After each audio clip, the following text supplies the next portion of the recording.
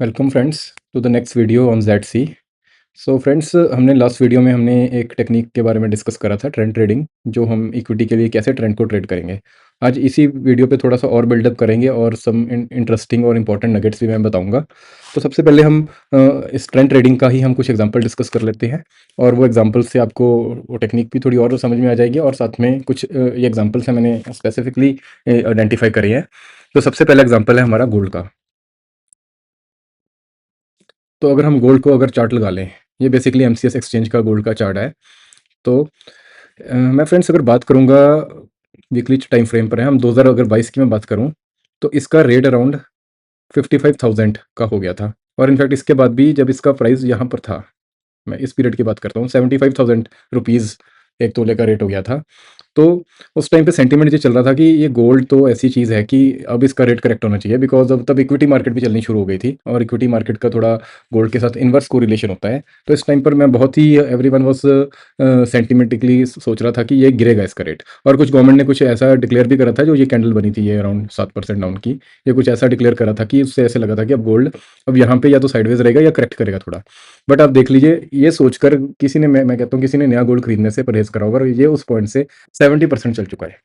इसलिए फ्रेंड्स, जो हमने ट्रेंड ट्रेडिंग का ये टेम्पलेट बनाया, अगर उसके हिसाब से देखें कि ये हाई बना था गोल्ड का, इसने इस हाई को क्रॉस करते ही ये जो रेड कैंडल बनी थी, ये पिवट बिल्कुल ही नेगेट हो गया, और इसको हाई क्रॉस करते ही इसने अपना स्ट्रक्चर इंप्रूव कर दिया वीकली टाइम फ्रेम पर। तो मैं इस कैंडल को अगर मार्क कर लूँ, प्रॉपर क्लोजिंग यहाँ दी है इसने गोल्ड ने, तो मैं यहाँ पर अगर इसको मार्क कर लूँ, तो अगर हम अब डेली टाइम फ्रेम पर जाते हैं उस पीरियड में, तो देखो एक हमें बाइंग अपॉर्चुनिटी मिली यहाँ पर जब इसने 20 MA को टच करा। दूसरी हमें गोल्ड को बाय अप करने की अपॉर्चुनिटी मिली यहाँ पर। तो हमने टेक्निकली थोड़ा सस्ता भी बाय कर लिया, हमारी एवरेजिंग भी हो गई। अब बाय करने के बाद अगर हम वीकली टाइम फ्रेम पे फिर से जाते हैं, तो इस पीरियड में हमारा स्टॉप लॉस ये पॉइंट था। तो आप ब्यूटी देखो कि चाहे सेंटीमेंट जो मर्जी है, हमारी बाइंग एवरेज इस पॉइंट 76,500 के करीब थी। तो उस टाइम पे हमारा स्टॉप लॉस अराउंड 7% का था गोल्ड पे। अगर हम 7% का रिस्क लेके अपने पोर्टफोलियो में कुछ भी अमाउंट डालते हैं, आज की डेट में उसका देखो रिटर्न कितना चल रहा है, 52% चल रहा है इन 1 ईयर। तो गोल्ड जैसी इतनी सेफ कमोडिटी में भी अगर ऐसा रिटर्न आ सकता है इस सिस्टम को फॉलो कर, तो इसकी इंपॉर्टेंस आपको समझ में आती होगी कि कितना इंपॉर्टेंट है ये। मैं अब दूसरे एग्जाम्पल आपसे डिस्कस कर लूँ। पहले मैं इंडिया मार्ट का लेता हूँ। ये मेरे पोर्टफोलियो में पर्सनली ये स्टॉक्स पार्ट थे, इसलिए मैं थोड़ा-सा ज़्यादा अच्छे से आपके साथ इसके बारे में डिस्कस कर सकता हूँ। अगर आप इंडिया मार्ट का अगर स्ट्रक्चर देखो, तो ये देखो, ये जो कैंडल बनी थी, ये गैप अप हुआ और ये 8% के करीब ये कैंडल बनी थी। ये बेसिकली हो क्या रहा था, इंडिया मार्ट ना ऑलरेडी अपने हाई से इतना नीचे चल रहा था इस पीरियड में, 50% के करीब। और जब इसने इस कंसोलिडेशन को ब्रेक करके ऊपर निकला था, तो ये इस स्ट्रक्चर को बेसिकली मैं थोड़ा-सा टेक्निकल के बारे में और थोड़ा-सा आपको जैसे मौका मिलेगा बताता रहूँगा। तो जैसे आप ये हाई को अगर मार्क करो, तो जो ये स्ट्रक्चर है कि ये पहले नीचे गया, ये इस हाई पे रुका, फिर से ये नीचे गया और ये इस हाई पर रुका, और इसने फिर ब्रेकआउट दिया और यहाँ पे सपोर्ट भी ली। तो ये एक टेक्निकल स्ट्रक्चर कहते हैं इस चीज़ को। और अगर इस स्ट्रक्चर का अगर हम ब्रेकआउट को वैलिड माने, तो इस शेयर का टारगेट प्राइस इतना बनता था। अगर इसकी डेप्थ हम मार्क करें, ये अराउंड 30% की है, तो इतना ही हम 30% अगर ऊपर को मार्क करें, तो ये इसका टारगेट बनता है। तो वैसे तो इसने ये टारगेट आई थिंक अचीव बहुत छोटे से अमाउंट से अचीव करने से भी रह गया। तो और अगर इसका हम रिजल्ट देखें,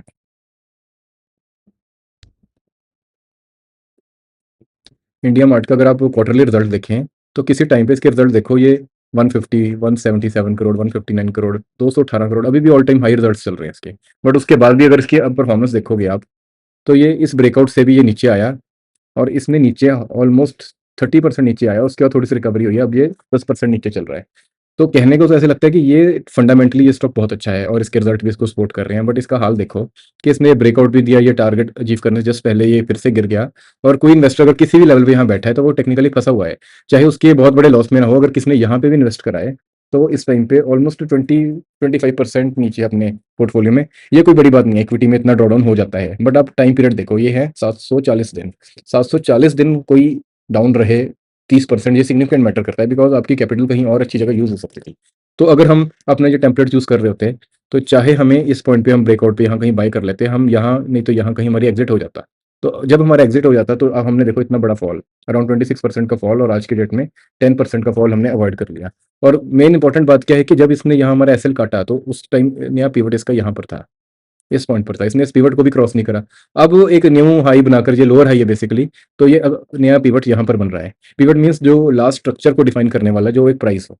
तो ये लास्ट पिवट इसका यहाँ पर है या इसको यहाँ पे भी मान सकते हैं। जब तक प्राइस इसके ऊपर नहीं क्लोज करता हम इसको खरीदने का कभी सोचेंगे भी नहीं।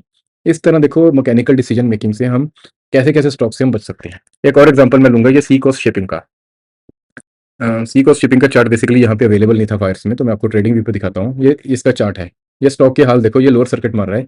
बेसिकली पहले मैं थोड़ा-सा आपको बता दूँ, मैं थोड़ी देर में बताता हूँ इस स्टॉक के क्रॉस में कैसे आया। ये देखो ऐसे गोली की तरह भागा, ये अपने आईपीओ से इतना रिटर्न दे गया, अराउंड 1600%। मतलब मान रहे हो 1 लाख का 1 करोड़ बनना कोई मज़ाक नहीं है, ऐसे ही स्टॉक्स में बन सकता है।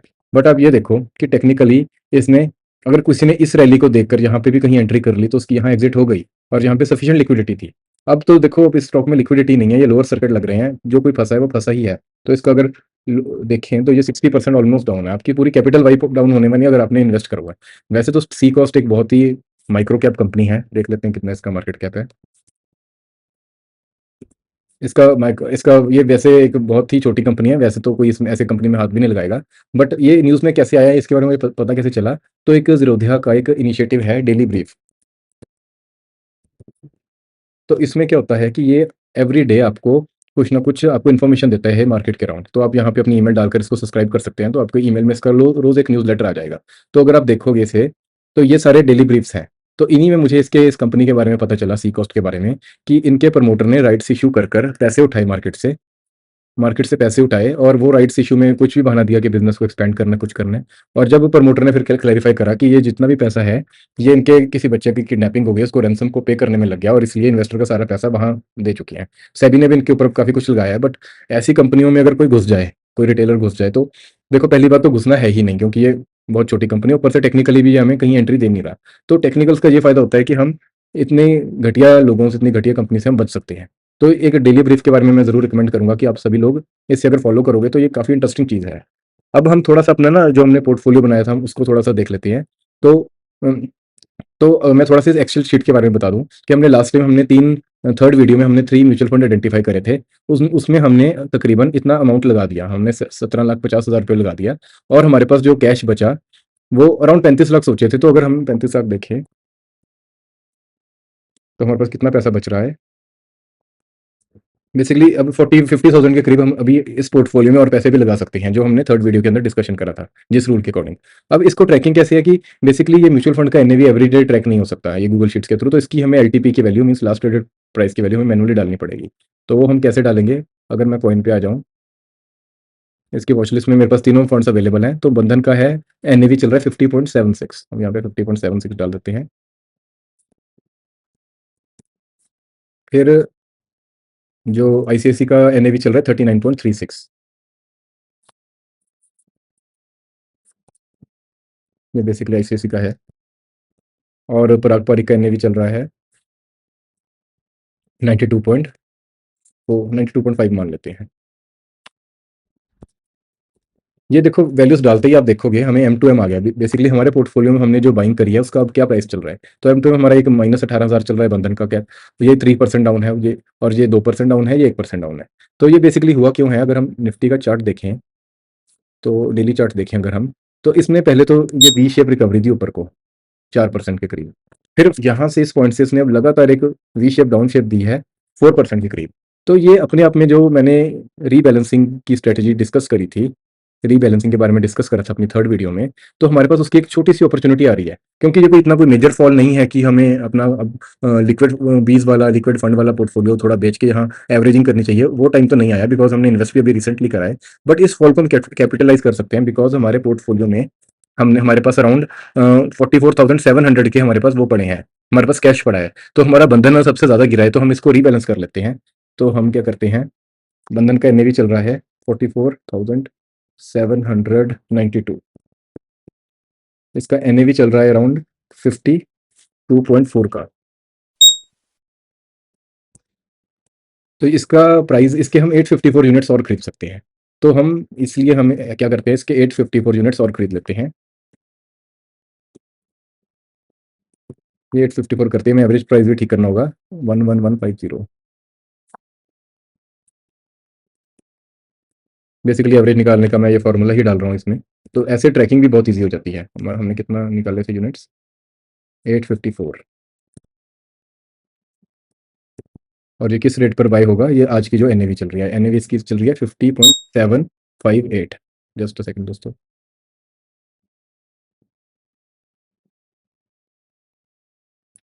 50.758,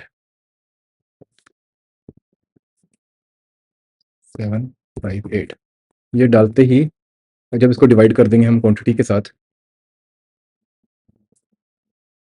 ये है F2, इसको डिवाइड करते ही हमारी एवरेज एनएवी आ गई, हमारी इन्वेस्टमेंट हो गई। अब हमारा ऑलमोस्ट 35 लाख इन्वेस्ट भी हो गया, हमने थोड़े छोटे प्राइस पे हमने इस म्यूचुअल फंड को एवरेज भी कर दिया। और एवरेज करते ही हमारा जो 3% से ज़्यादा का एमटीएम दिख रहा था, अब ये कम हो गया, बिकॉज हमने सस्ते रेट पर किसी एक म्यूचुअल फंड को एवरेज कर लिया। तो उससे हमारी करंट वैल्यू अब ये चल रही है पोर्टफोलियो की। तो मैं थोड़ा सा इस एक्सेल के बारे में और बता दूं कि अब जैसे हमने इक्विटी के लिए भी 15 लाख रखे हुए हैं, हम उसकी एंट्री कर लेते हैं। कैश इक्विटी, कैश इक्विटी, ये हम आज की डेट मान लेते हैं इसे। समझो आज की डेट हम बचे हुए 15 लाख लेकर आए एक क्वांटिटी, जिसकी वैल्यू है 15 और उसका एलटीपी भी क्या है, यही है।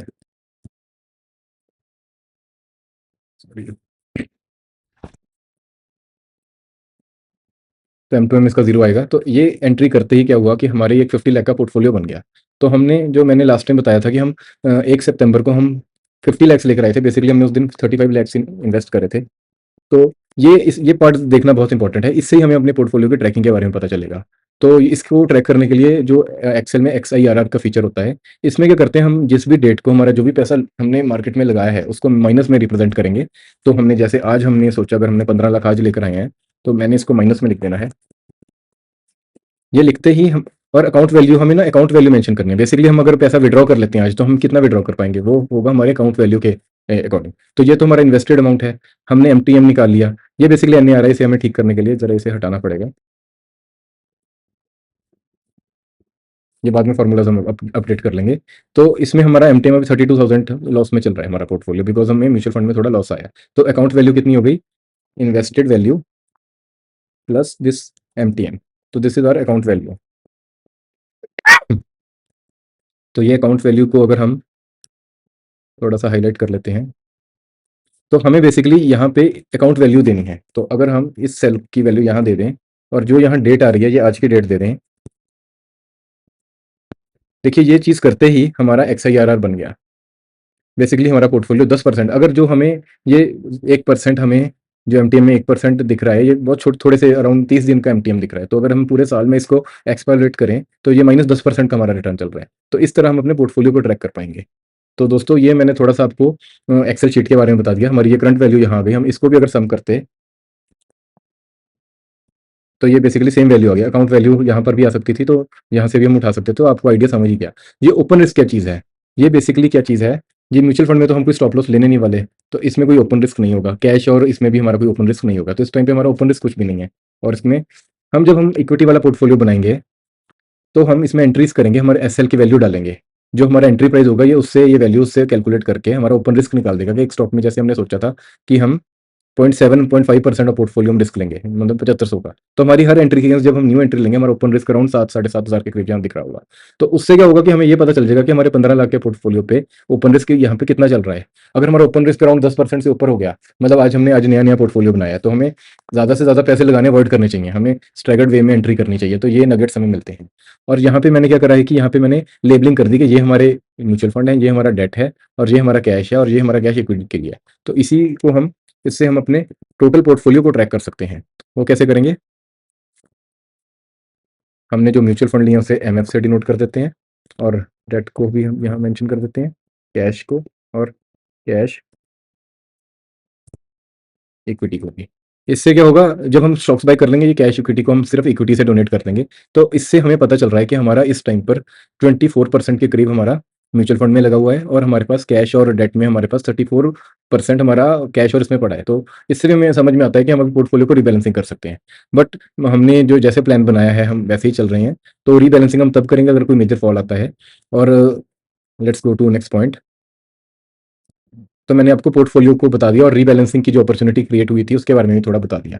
तो अब मैं थोड़ा सा आपको ये बता दूं कि जो हम अभी तक हम चार्टिंग देख रहे थे, ये मैंने वैसे तो रिकमेंड करा था कि ये ज़ीरोधा का टर्मिनल बहुत अच्छा है ट्रेडिंग करने के लिए। बट ज़ीरोधा पे प्रॉब्लम क्या है कि यहाँ पे अगर हमें चार्ट्स देखने हो तो वो बहुत डिफिकल्ट है। जैसे मैंने यहाँ पर अगर मैं एक ग्रुप लगाता हूँ, समझो ये पूरा पोर्टफोलियो है, इससे मैंने ट्रेड करना है। तो हमें जैसे इसमें हमें अगर इस पोर्टफोलियो ये वॉच लिस्ट के हमें चार्ट्स देखने हैं, तो इसमें देखो तरीका क्या है, हर इंस्ट्रूमेंट पे जाके हमें ऐसे क्लिक करना पड़ेगा। कोई माउस के शॉर्टकट्स नहीं है चार्ट्स को स्क्रॉल करने के। हालांकि ये चार्ट भी एक ट्रेडिंग व्यू से ही स्पॉन्सर्ड है, बट यहाँ पे ज़ीरोधा में प्रॉब्लम है कि ये इंटरफेस ट्रेडिंग व्यू जैसा नहीं है। तो इसलिए एक और ब्रोकर है जिसका नाम है फायर्स, जो मैंने लास्ट वीडियो में भी इसके बारे में इसी पे चार्ट में एनालिसिस करके दी थी। इसमें क्या है कि हम ट्रेडिंग व्यू की तरह यहीं पर हम सारे अपने वॉच लिस्ट बना सकते हैं। इनफैक्ट इसमें सबसे अच्छी बात क्या है, इसमें रेडीमेड वॉच लिस्ट बहुत अच्छी बनी पड़ी है। जैसे निफ्टी 50 की ये वॉच लिस्ट है, ये सारे चार्ट्स हम एक एक क्लिक से गो थ्रू हो सकते हैं। फिर साथ में इसमें निफ्टी मिड कैप 50 है, ये SIP पता नहीं कौन सी क्या चीज़ है, अच्छा ये मैंने बनाई थी। तो BSE सेंसेक्स के भी सारे इसमें इंस्ट्रूमेंट मिल जाएंगे आपको यहीं पर। और सबसे अच्छी बात क्या है कि इसमें मैं आपको 2-3 वॉच लिस्ट बता दूँ जो काफ़ी इंपॉर्टेंट है। एक है ये निफ्टी के इंडाइसिस,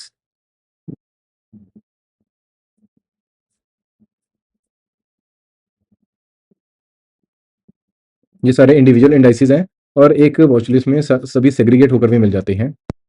तो ये जो वॉच लिस्ट है निफ्टी इंडाइसिस, तो इसमें हमें सारे इंडाइसिस भी एक ही जगह पर मिल जाते हैं। तो हम जैसे अगर हम थोड़ा सा एनालिसिस करें वीकली चार्ट्स पे तो और स्ट्रक्चर देखें, तो अभी IT में कोई हाल ही नहीं है, डाउन ट्रेंड में चल रहा है, तो इसका लास्ट पिवट यहाँ पर है। तो निफ्टी IT के स्टॉक्स को हम खरीदने का भी सोचेंगे नहीं जब तक ये लेवल नहीं क्रॉस होता या आने वाले टाइम में कोई नया पैटर्न नहीं बनाता। ऐसे ही निफ्टी बैंक अगर देखें, तो निफ्टी बैंक को हमने लास्ट टाइम डिस्कस करा था, तो थोड़े ड्राइंग हो रखी है। तो निफ्टी बैंक ने लास्ट जो हाई बनाया था उसके ऊपर जा चुका है, और ये पुल बैक एक 20 MA के जस्ट नीचे इसको टच कर रहा है। तो ये एक हेल्दी पुल बैक है, ये 50 MA के आसपास भी नहीं आया। तो इसके निफ्टी बैंक के जितने भी स्टॉक्स हैं, ये हमारे बाइंग क्राइटेरिया के अंदर आ सकते हैं। ऐसी निफ्टी मिड कैप 50 है, इसका भी अगर देखें इसने लास्ट अपने हाई को क्रॉस नहीं करा, तो इसका स्ट्रक्चर अभी वीक है। तो इसको हम अभी निफ्टी इसके स्टॉक्स को हम इग्नोर कर सकते हैं। ऐसे इंडिया विक्स होता है, ये ऑप्शन मैं बताऊंगा इसके बारे में। निफ्टी इंफ्रा भी वीक चल रहा है, इसका लास्ट हाई ये भी बना था और एक ये हाई भी बना था, तो ये भी इसका स्ट्रक्चरली ये वीक चल रहा है। हालांकि बुलिश क्रॉसओवर इसका हो रखा है। फिर निफ्टी PSE, ये भी बस बहुत करीब है एक नया स्ट्रक्चर बनाने के लिए, तो इसमें हम नज़र बना सकते हैं कि इसके स्टॉक्स कौन से ब्रेकआउट कर रहे हैं, तो उनमें पोजीशन बनाई जा सकती है। तो ये मैं तरीका बता रहा हूँ कि हम जो अपना इक्विटी पोर्टफोलियो बनाएंगे उसमें जो स्टॉक्स ऐड करेंगे, उनको ऐड करने के लिए यहाँ से हमें हिंट्स मिलेंगे। हालांकि नेक्स्ट वीडियो में एग्जैक्टली स्क्रीनिंग टेक्निक भी बता दूंगा आप लोगों को कि हम एग्जैक्टली स्टॉक्स तक कैसे पहुंच रहे हैं। तो ऐसे ये निफ्टी 100 200 है, फिर निफ्टी ऑटो भी है। निफ्टी ऑटो का अगर देखें, इसने लास्ट हाई को बहुत अच्छे से ब्रेक कर रही है, अब तो इन्हें अपने ऑल टाइम हाई के पास आ चुका है और ये बुलिश क्रॉसओवर हो रखा है, इसने हार्डली पुल बैक भी नहीं दिया। तो इसके स्टॉक्स को हम अपने पोर्टफोलियो में ऐड करने के लिए क्राइटेरिया ढूंढ सकते हैं। तो ये तो है फायर्स का फीचर। और इसमें क्या है, इसमें हम अपनी वॉच लिस्ट भी क्रिएट कर सकते हैं। नहीं, क्रिएट न्यू लिस्ट में हम अपनी वॉच लिस्ट क्रिएट कर सकते हैं। हम अराउंड 1000 सिंबल्स भी हम एक वॉच लिस्ट में इंक्लूड कर सकते हैं। और ये ट्रेडिंग व्यू के सारे प्रीमियम फीचर्स हैं। और क्या प्रीमियम फीचर आता है कि हम इसमें जो लेआउट है, इसमें चार्ट्स को मल्टीपल लेआउट्स में भी कन्वर्ट कर सकते हैं। ये अगर ट्रेडिंग व्यू की सब्सक्रिप्शन लेना, ये सारी चीज़ें पेड होती हैं। तो इस जैसे ब्रोकर में अकाउंट खुलवाने का ये फायदा रहता है कि वो सारी पेड सर्विसेज यहाँ पे हम फ्री ऑफ कॉस्ट हम एक्सेस कर सकते हैं। बट अब ट्रेडिंग व्यू का क्या फिर फायदा है? ट्रेडिंग व्यू बेसिकली अगर कोई प्रोफेशनल वे में काम करना चाहता है, तो ट्रेडिंग व्यू एक ओवरऑल बहुत अच्छी ऐप है। इसमें क्या है, फ्री वर्जन में हम 30 से ज़्यादा सिंबल नहीं एक वॉच लिस्ट में ऐड कर पाते, पहली प्रॉब्लम। दूसरी बात, हम जो ये चार्ट का लेआउट है, ये हम अगर 2 से ऊपर जाते हैं तो इसके लिए और प्रीमियम सब्सक्रिप्शन हमें लेने की ज़रूरत पड़ेगी, जो मैंने नहीं ली हुई है। तो ये मैंने सिर्फ एक बेसिक जो फर्स्ट प्रीमियम सब्सक्रिप्शन है वो ली हुई है, जिसमें हमें 2 चार्ट्स अलाउ करता है ये ऐड करने के लिए। बट इसमें फ़ायदा क्या है, इसमें जो इंडिकेटर्स मिलते हैं, इसमें इसके इनबिल्ट इंडिकेटर्स की जगह यहाँ कम्युनिटी के बनाए हुए इंडिकेटर मिल जाते हैं। तो काफ़ी सारी चीज़ जो अगर हमें मैनुअली करनी है, यहाँ पे वो उसका कोई ना कोई इंडिकेटर ही मिल जाता है ट्रेडिंग व्यू में, तो वो काफ़ी ईज़ी हो जाता है। दूसरा क्या है कि इसमें अलर्ट्स चार्ट के ऊपर लग जाते हैं। जैसे मैंने ऐड अलर्ट, ये एक अलर्ट है बेसिकली। अगर इसको ऊपर नीचे करूँगा, अकॉर्डिंगली ट्रेडिंग व्यू बिहेव करता रहेगा कि क्या मतलब जो भी हमारी रिक्वायरमेंट है। जैसे हमें किसी स्टॉक को ऑब्जर्व करना था, तो हमें अलर्ट लगा के छोड़ दिया, वो प्राइस जब भी आएगा अलर्ट हमें बच जाएगा हमारे फ़ोन पर, तो हम उसको ट्रैक कर सकते हैं। तो ये पैसिव काम करने का ये एक और बहुत अच्छा तरीका है। तो ये है ट्रेडिंग व्यू के फीचर्स। बट ये सारे जो कोई न्यू कमर है, वो ये सारे फीचर्स उसको इतनी ज़रूरत नहीं होती। और इसकी सब्सक्रिप्शन भी अराउंड 15-16 हज़ार है ईयरली। तो उससे अच्छा क्या है कि फायर्स जैसे टर्मिनल पे आप अपना अकाउंट खोलिए और जो चीज़ों की आपको ज़रूरत है वो फीचर्स आपको रेडिली यहाँ पे मिल जाते हैं।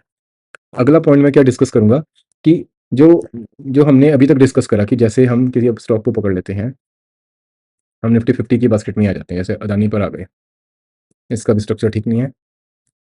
Let's find a stock which we can buy. तो हाँ, अपोलो ने ये हमारी रिक्वायरमेंट पूरी कर दी। इसने हमारा लास्ट पिवट के ऊपर इसने क्लोजिंग दे दी थी, ये वाला लास्ट पिवट था, इसके ऊपर भी क्लोजिंग दे दी है।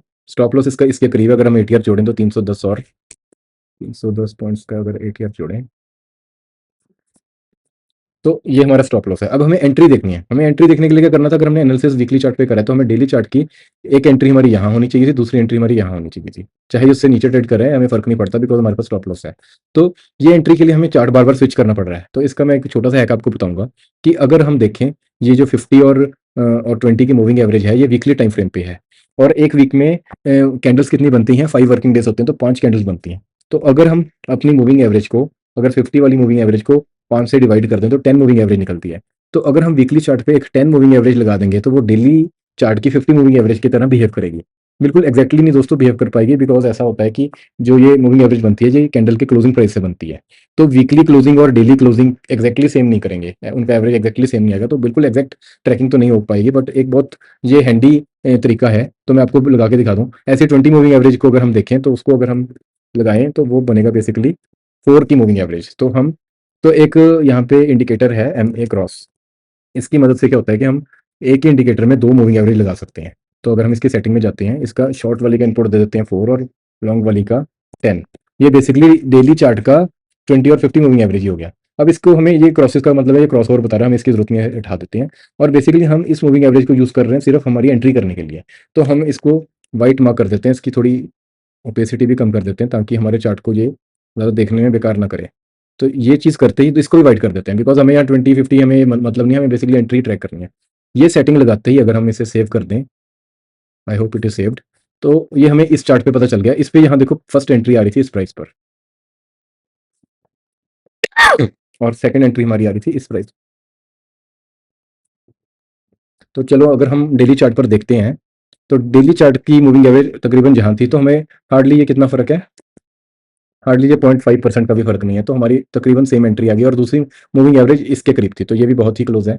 तो बेसिकली हमारा काम पूरा हो गया, हमें एक ही चार्ट पे एंट्री पॉइंट्स भी दिख गए, स्टॉप लॉस भी दिख गया और हमें बार बार स्विच करने की जरूरत नहीं पड़ेगी सेम चार्ट को। तो ये एक छोटा सा हैक था, मैं आपको बताना चाहता था। ये चीज़ करते ही हमारे यहाँ स्टॉप लॉस लग गया, हमारा एवरेज प्राइस यहाँ है और इसका 10% के करीब है। तो अगर हम, मैं दोबारा से इसको करके बता दूं कि अगर हम इसकी एक एंट्री है अपोलो, कौन सा चार्ट है, अपोलो हॉस्पिटल, इसकी एक एंट्री और दूसरी एंट्री, तो एंट्री लेवल क्या है हमारा फर्स्ट 77.45 और 76.48।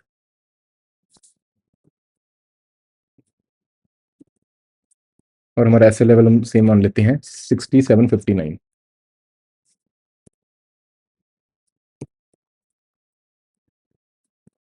तो ये करते ही हमारा, हमें क्वांटिटी पता चल गई, हम 8 और 9 क्वांटिटी ले सकते थे, मतलब 61,960 का और 68,526 का। हम टोटल इतना अमाउंट इस स्टॉक में आज की डेट में इन्वेस्ट कर सकते हैं, 1,30,000 के करीब।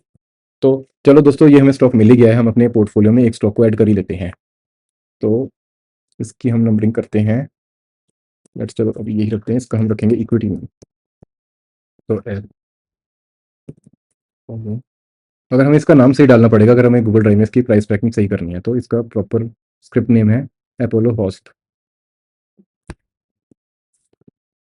तो ये करते ही हमने आज इसकी एंट्री ली है, तो आज की डेट डाल देते हैं। हमें क्वांटिटी कितनी हमने सेलेक्ट की थी, क्वांटिटी हमने इसकी 17 की सिलेक्ट की थी, तो हमने 17 क्वांटिटी यही ले ली। और एवरेज कितना प्राइस दिया है, हम अभी का प्राइस देख लेते हैं क्या चल रहा है, 74.49। बिकॉज हम आज की डेट में इसे आइडेंटिफाई कर रहे हैं, तो अभी के रेट पे 74.49। और स्टॉप लॉस हमने क्या डिफाइन करा था, 67.59। तो ये करते ही अगर एलटीपी लगाने के लिए, अब इसका सिंपली ये जैसे लिक्विड फंड में हमें गूगल फाइनेंस का हमारा सिंबल लगा है वही लगाना है। ये करते ही हमारा फिर मार्क टू मार्केट वगैरह सब अच्छे से आ जाएगा। तो हमारा अभी प्लस में 17 दिखा रहा है, हालांकि नील दिखाना चाहिए था। और हमारा स्टॉप लॉस इसमें था, एसएल हम यहाँ लगाएंगे, तो एसएल कितना है इसमें, 67.59। ये डालते ही हमारा ओपन रिस्क आ गया, इसमें एक परसेंटेज हटानी पड़ेगी। ओपन रिस्क हमारा 11,730 का आ गया, तो हमारा 15,000 का भी ओपन रिस्क नहीं बना। तो और ये हमारे स्टॉप लॉस से ये अराउंड 10% दूर है। तो इस तरह से हम ट्रैकिंग कर सकते हैं अपने पोर्टफोलियो में। मैंने एक आपको स्टॉक भी ऐड करके दिखा दिया। अगर यही चीज़ हमें ट्रेडिंग व्यू में करनी होती है तो उसमें क्या अच्छा हैक था, अपोलो का ही चार्ट खोल लेते हैं हम।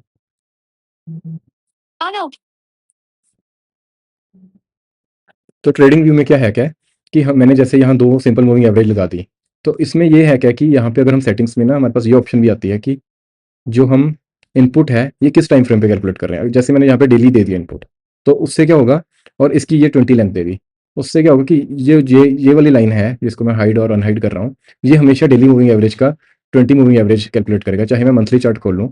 पर ये जो मूविंग एवरेज आएगी व्हाइट वाली, ये इसी तरह ये 50 मूविंग एवरेज लगी है, तो ये इससे क्या होगा कि मैं डेली मूविंग एवरेज बिल्कुल एक्यूरेटली ट्रैक कर सकता हूँ, जो यहाँ पे पॉसिबल नहीं हो पा रहा था, जो यहाँ पे पॉसिबल नहीं हो पा रहा था। बट फिर भी हमें इतना फ़र्क नहीं पड़ता। पर इसमें क्या, अगर मैं डेली पे भी जाता हूँ तो ये दोनों मूविंग एवरेज ओवरलैप हो गई।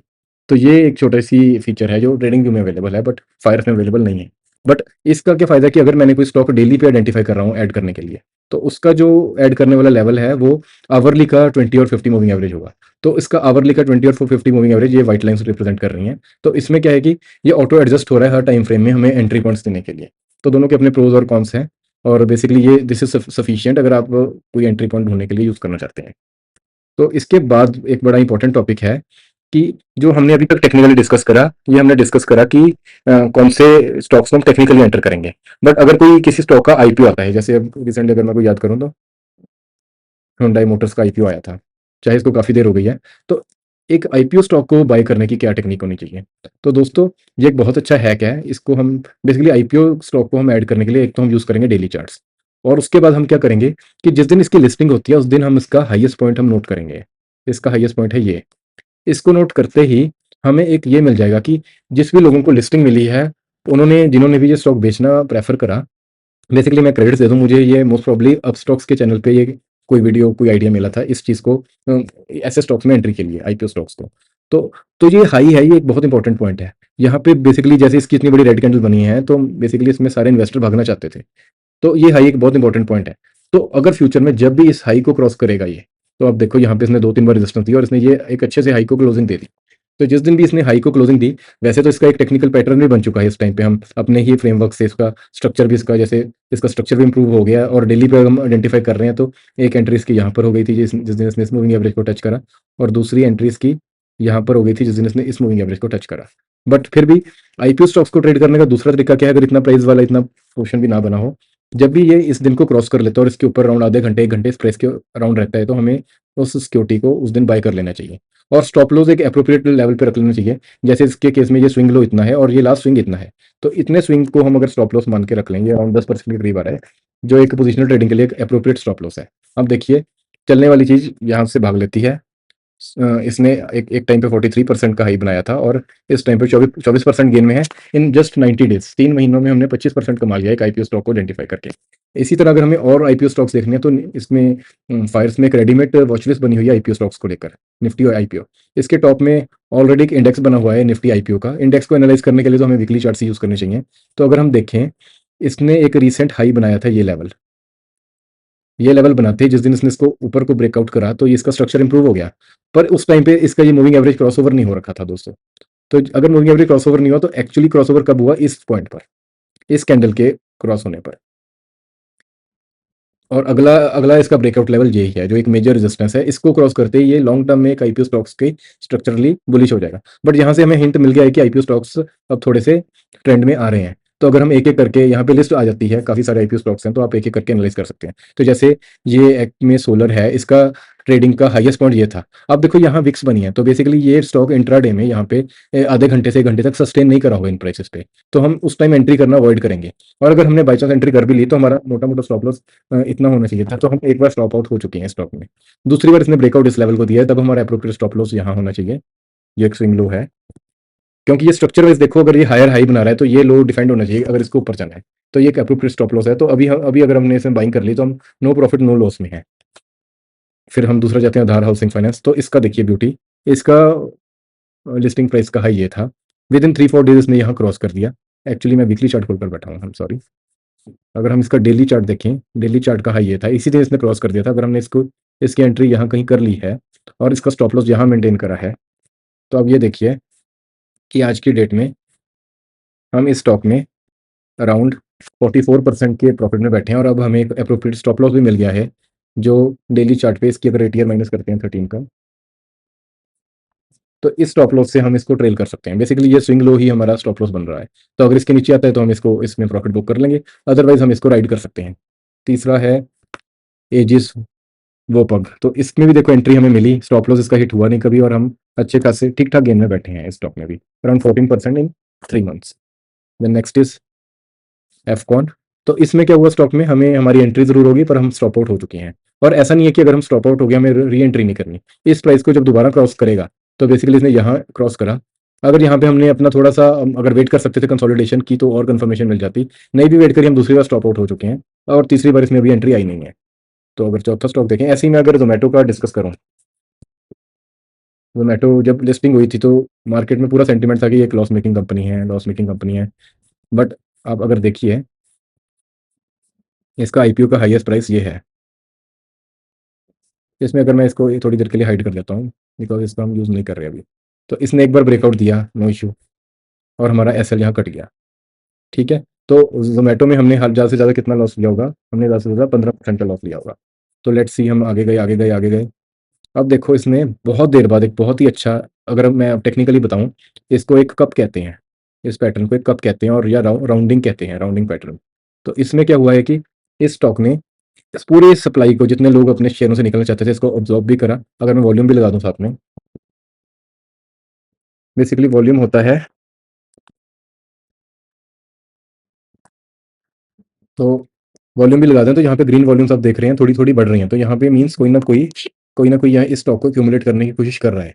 तो ये सब कुछ होते होते जिस दिन इसने आईपीओ हाई को क्रॉस करा, यहाँ पे हमें अप्रोप्रिएट कंसोलिडेशन में मिल गई, जिसकी मैं अभी बात कर रहा था। तो अगर हमने यहाँ कहीं इसकी एंट्री कर ली होती, यहाँ कहीं हमने एंट्री कर ली होती और स्विंग के नीचे कैसल को मेंटेन करा होता,